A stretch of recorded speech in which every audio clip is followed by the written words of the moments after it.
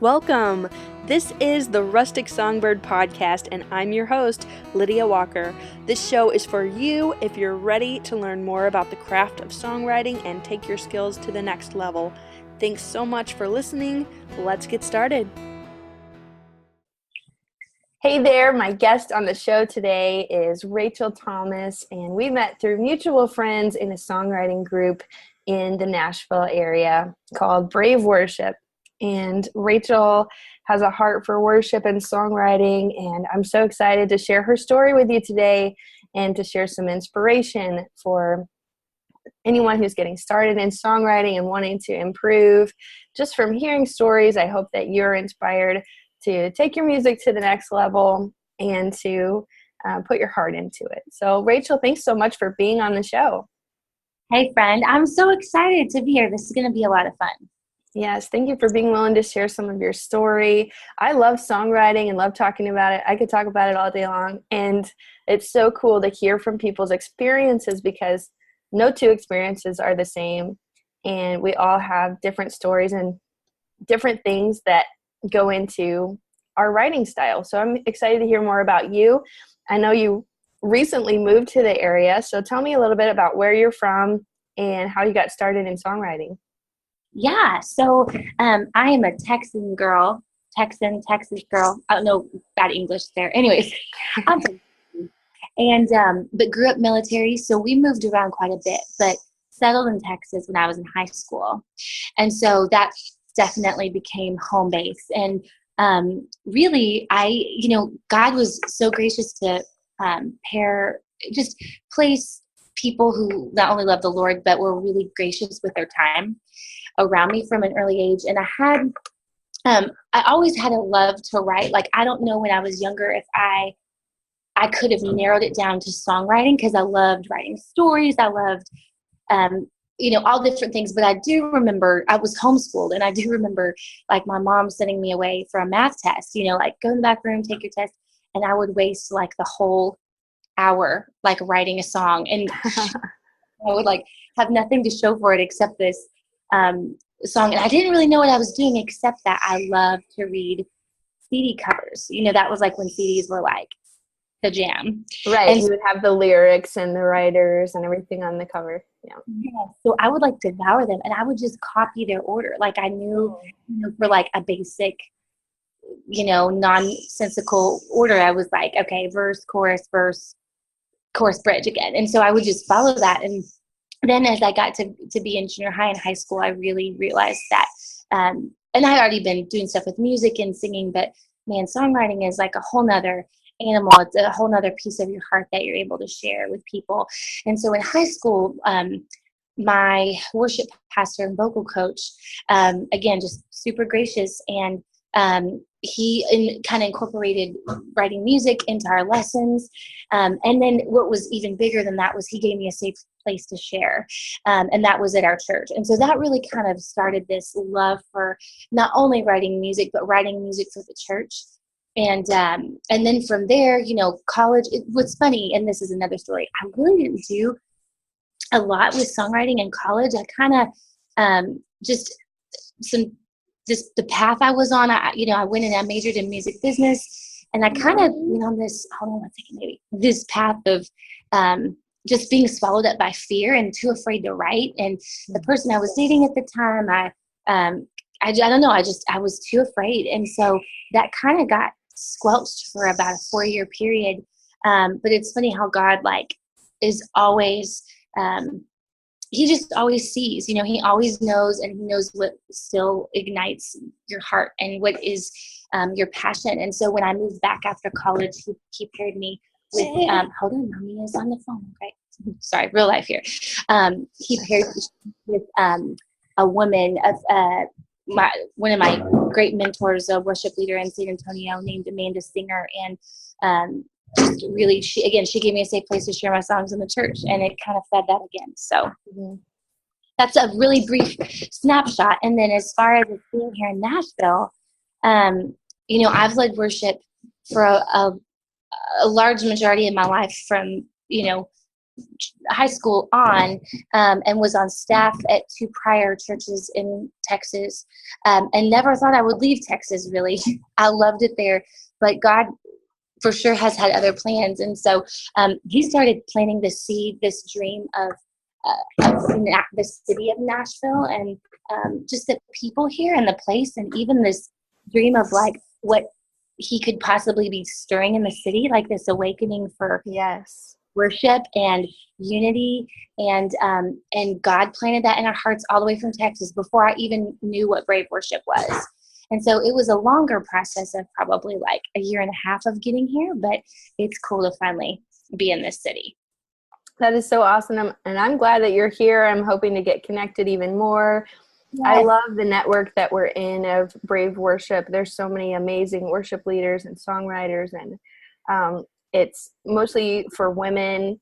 I think they're doing some things with guys right now, which is great too, expanding their ministry. But it started out with just girls that had a heart for worship and for writing, getting together to encourage each other. And I think that community aspect is worth so much. And I've been personally so inspired every time I'm involved with that group and their events. So it's a really good place to be.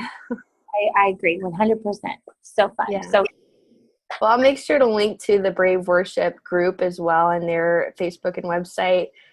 So our listeners can check it out because there are some great resources. They do a podcast as well, which is really fun. So that would be great. I'll link to that. Yes, no, please do. And Chrissy and Mary Beth, who both have it up, are the real deal. Like they are just as, they're hilarious on the podcast, but they're just as sincere as they are from far away as they are, in real everyday boring life. Like they just love people and love God. So it's really cool. It's fun.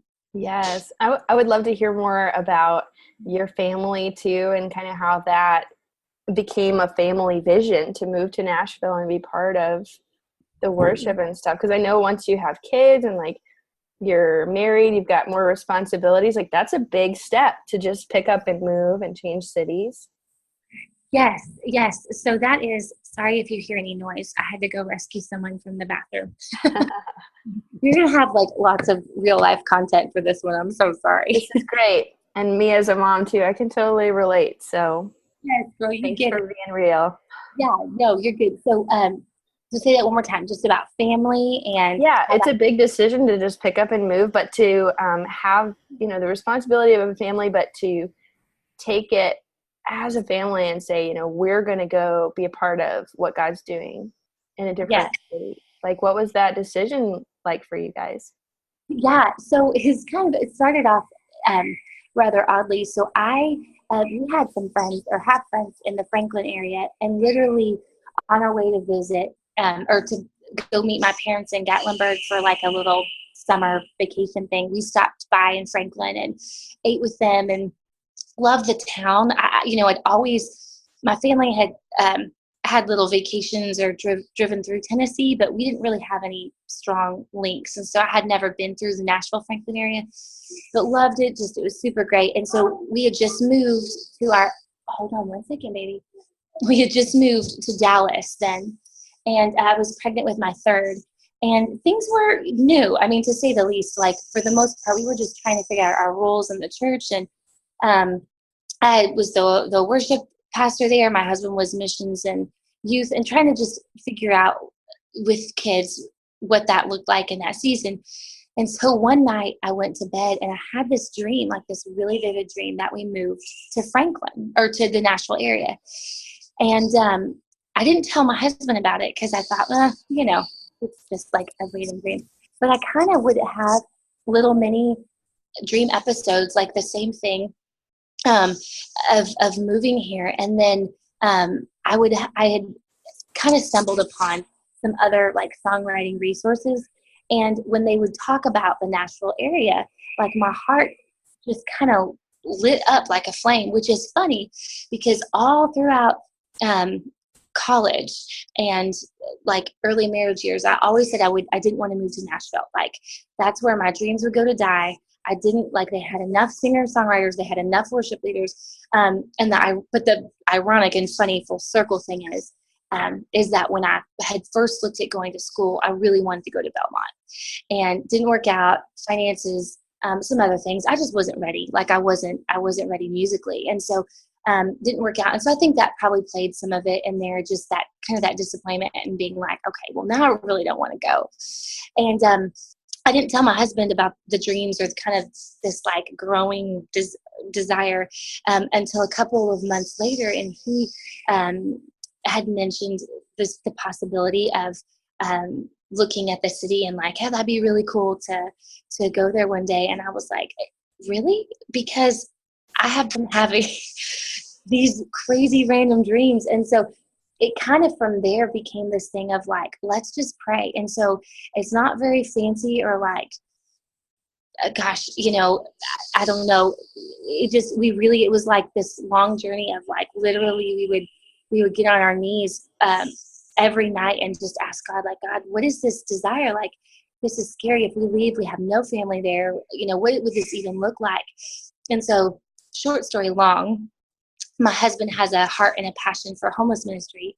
And that had been what he was involved in before we were both on staff together for several years at different churches. And so he felt like God was saying that Nashville was a city he was supposed to basically jump back into homeless ministry. And so he had applied for Nashville Rescue Mission, several other places. In fact, we thought for a while he was going to come on staff there. And then that door closed and we went through the season of just kind of being angry at God, for lack of a better word. Like, we thought we heard you. And, we even packed some boxes and talked to our pastor. Like, we feel like this is where the Lord is leading us.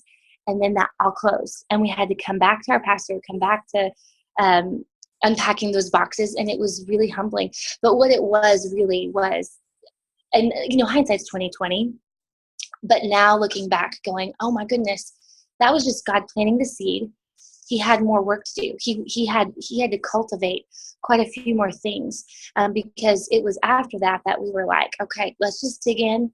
Let's dig in where we're planted. And that was a season that God grew us a lot relationally, like in our leadership skills, in songwriting skills. I mean, I've never written more than I wrote in that season of waiting. Isn't that crazy how that works? It's like, Lord, I hate waiting, but oh my gosh, like, I mean, I'm telling you, like, I never had, and that was in the season of like when I was not sleeping the most because we had just had my daughter, but I was like, I would get these melodies and these lyrics. I knew it was God because I couldn't contain how often that was flowing. And I was like, isn't that so sweet of you, Lord, that you would literally sing over me in this season and give me these songs. So again, short story long, that played into a lot of the decision. And then in April, we had to renew our lease for our apartment in June. And so we really just hit the floor praying again, God, is this what you want? And I was involved too with Chrissy's songwriting mentorship. And I was flying down once a month. And I told my husband, I was like, I hate this. I feel like this Nashville bug is like fighting me again. I feel like that's where we're supposed to be. And it wasn't too long after that my husband came down for a conference. He literally walked up to the doors of Room in the Inn, which is a homeless shelter here in town. Yeah. And they emailed him a couple weeks later and said, we never do this, but we will create a position for you to come here. And so that's a God thing. That was a God thing. So that's when we knew. And then after that, it was just like a really quick process. So yeah. So like I said, short and long, that was kind of So doors closing and you were kind of left wondering, is this really our calling? Is this where we're supposed to go? Did we hear correctly? And then, in that season of waiting, you're seeking and growing and really just wanting to hear from the Lord. And then he opens the door at the right time. Man, girl, you said it so true. I mean, you see the vision and you don't know exactly how it's going to come together, but the Lord makes the timing work out. I've seen that in different projects in different areas of my life. When God's in it, it just works. And he opens the doors and he makes it work, makes it happen. And if I try to do it in my own, it's like every door closes and it's impossible Yes. without God. Yes, that's so good. And well, so true. And too, you're right. Like it feels like the doors don't open. It feels like if they do, they're really hard to push. It doesn't feel I mean, yeah, there's just it's just it it's not yeah, it's just so much better when God's timing is there, because it's like things that you could have never made possible on your own, he makes a way for. That is so awesome. And I love that you shared that he was giving you these songs even in the midst of the waiting and in the chaos that is the newborn stage of, just being so tired and just, literally like drained all the time and just running on survival mode Yes. for a little while. And, but just that the Lord would give you that gift of like, here's some songs in the waiting. Oh, girl. It literally, I knew it was a miracle. And you're a mama, you get this. It's like, yes, when you're operating on zero sleep, there's not much you can do besides like feed your baby and maybe feed yourself, right. And so I knew like that was it was just proof of God's, consistent presence. Not that he has to prove it to us, but he's really gracious to give us those gifts, Yes, that is so awesome. So, what tips would you share for people that are like getting started in songwriting, but really just seeking the Lord and kind of trying to figure out if songwriting's for them, or what style to go into? There's a lot that goes into it when you're just learning. Yes. So, what advice would you give to people that are just getting started? Gosh, so many things, and it can feel so overwhelming too, because you see other people who are further ahead than you are, and you feel like, oh my gosh, can I do this? Or you want it to be in that same state as they are, and you're still back in Texas and they're in California. I mean, whatever the analogy that you want to use. And so, because it really is a journey, and I think I'm finding that there's not really, quote unquote, an arrival. I think a good artist is always getting better, is always, their sound is always evolving, and this is like a side note, but like people always give, well, I say people, I know a lot of people who will give like Taylor Swift a hard time, but it's funny if you study her craft. I think it's such proof, and this is my own personal opinion, but I think it's such proof of her natural gift in songwriting, that she's been able to morph into what she is now. It's not country, it's for sure pop, but I mean, to have that kind of longevity and to do it so, I don't know, almost naturally is a real gift. And so that's just, I think, an example of growing. And maybe you start off with one genre that you love and have passion for, and as you grow, you find out, oh, actually, I really, I love this. And so not keeping yourself in a box. That's been one thing that Chrissy Nordoff has really played a huge role in, I say freeing me in, but in encouraging me in. And that is, don't have this pressure to come into the right with all the creativity, whether it's with yourself, especially with somebody else, because the power to create is through the Holy Spirit, and he will he will move through you and work through you. I mean, you're made in his image. And so I think where, and I say we, and I mean me when I say that, I think where I've gotten into trouble is I've gone to create and I want it to look a certain way. Like, okay, I'm like really into Bethel, and so I want my worship song to sound like, my Amanda Cook, because I love Amanda Cook. But then I start writing and it doesn't sound like that. So I get frustrated, and then I'm like, well, I can't write. Or, oh my gosh, this song sucks, And I think we do ourselves a disservice to not at least finish that process or that song, or at least see it all the way through, because each song is an exercise. Each song is one step closer to getting to a better song.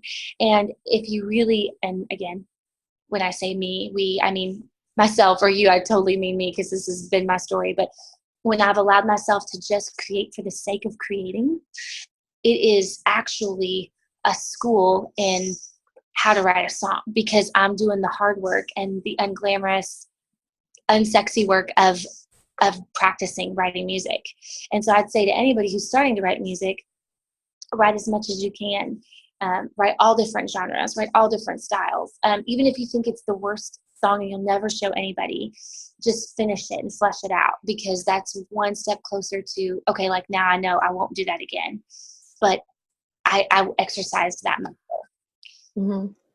So that's something that for sure, even now, like I have to discipline myself, but for sure, but it has been a process of, okay, don't box yourself in to one particular style. And I know like there is something to be said for running in your lane, for sure.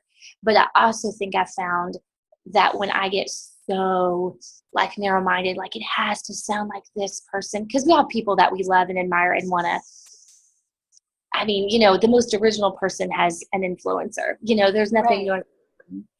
going. But I think the stifling to that creativity comes when we try to make it look a certain way instead of giving it the freedom to look how it's going to be in that moment. And sometimes it's going to be a great song and you're going to use it and you'll use it with your church. And then sometimes it's a bad song and no one's going to hear it except your like iPhone recording. So, yeah. That's such good advice. Thank you for sharing. Because I agree, and I think it's so important to just let your song ideas flow and do not edit yourself so much while you're in the creative process. Yes. Because sometimes you might not see how it's going to connect or come together, but you just have to kind of trust and keep working on it, keep showing up. Yeah. Oh, that's good. Yeah. And you're working towards it. If you just stop, then you won't know how it would have turned out. So I think that's really good advice, to just like persevere and keep going and finish the song, whether it goes anywhere or not. Yeah. And even writing in different genres, you touched on this, but writing in different genres, you might not be the artist that ends up singing that song, because you might be a worship artist and then you write a country song and you're like, what am I going to do with this? Well, maybe pitch it to a country artist or have somebody else sing it.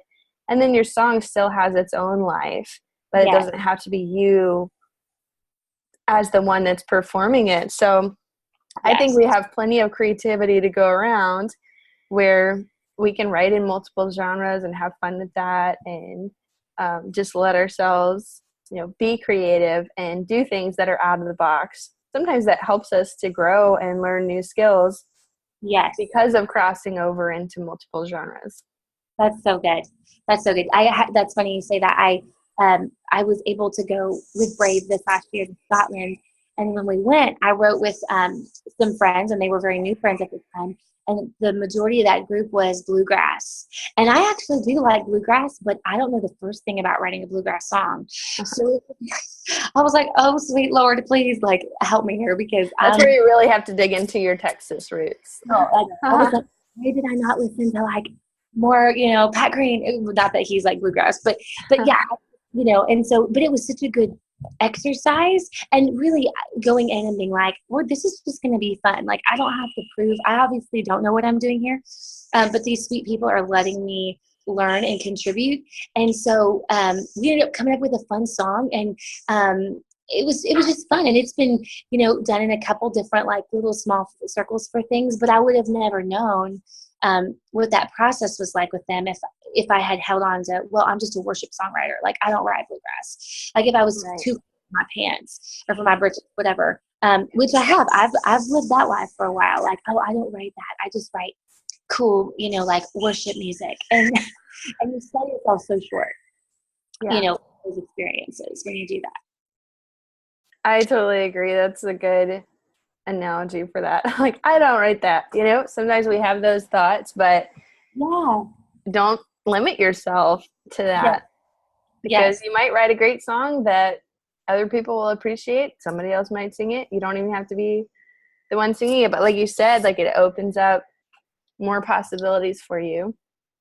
Yes, so true, so true. That is awesome. Well, thanks for sharing some tips and advice from your own experience and from your story, and just sharing a little bit about what the Lord's doing with you in songwriting. I'd love to share how people can connect with you online. So what's the best way for people to reach you? Yeah, so these days I can only handle like 2 social media sources. For some reason, like, anytime I try to go above 2, like one gets ignored and I can't do more than 2. So, That's right. So where can people find you? Yeah, so Instagram is probably the best place, and my handle name or whatever is Rach, so RACHT as in Thomas, and then 139, and that's just for Psalm 139 because, well, Rachael Thomas was already taken on Instagram. And then I'm on Facebook too if you want to find me there. Okay, so you can look up Rachael Thomas, and that's Rachel with an AEL at the end. It's a beautiful name.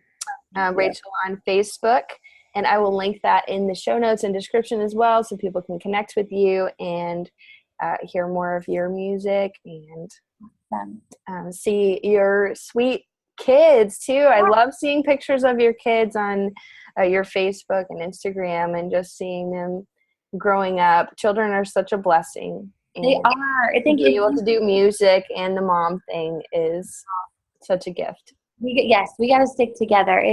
I will say before we go, like, if any moms listening out there, anybody who wants to be a mom one day, I bought into the lie for so long that, like, when I had my babies, I wouldn't be able to write anymore or sing anymore, or like God would stop using me.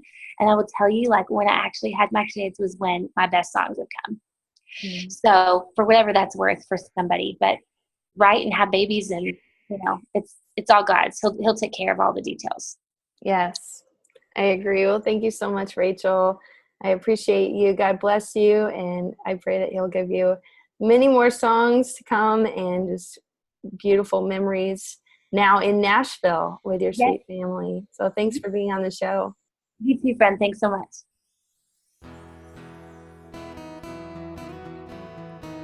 If you enjoyed this episode, be sure to subscribe, rate, and review this podcast and share it with a fellow writer. Thank you so much for listening. I'll talk to you in the next episode.